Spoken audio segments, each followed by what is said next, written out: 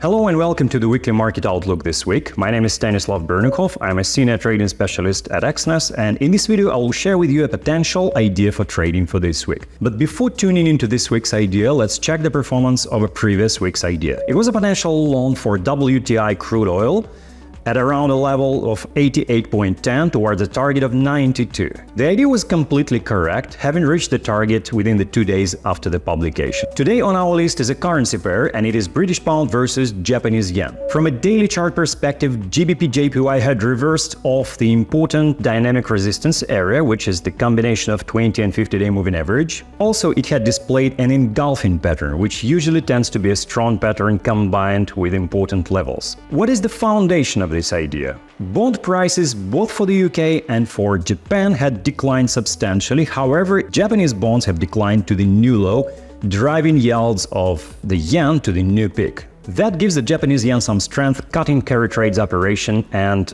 making capital flowing back to the yen. It is also worth noting that the dynamics of inflation in the UK is rather declining. It's also visible that the dynamics of the inflation in Japan is rather flat, whereas in the UK inflation is diminishing since the beginning of the year. Another factor which might drive the yen higher is the so-called flight to safety mechanism, which means that yen is often used as a safe haven amid the sell-off in the bond markets. We do not observe the similar behavior from gold, but that's a completely different story. What might affect this idea in terms of economic calendar? It would be, of course, the publication of the non-farm payrolls and unemployment for the United States on Friday. Even though GBPJPY is not related directly with the US dollar, still, publication of NFP might raise volatility for all asset classes. If the NFP number is strong, the sell-off in the bond markets may escalate. In this case, investors might anticipate a tighter monetary policy from Fed, which will lead to a further decline of the bond prices.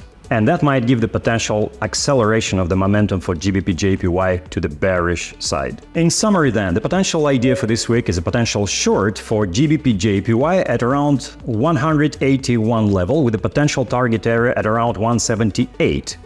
After the price had displayed an engulfing pattern and the reversal of the resistance area. The foundation of this idea is a rapid increase of the yield of the Japanese yen and a sell-off in the bond markets. The flight to safety effect might escalate capital flowing back to the yen.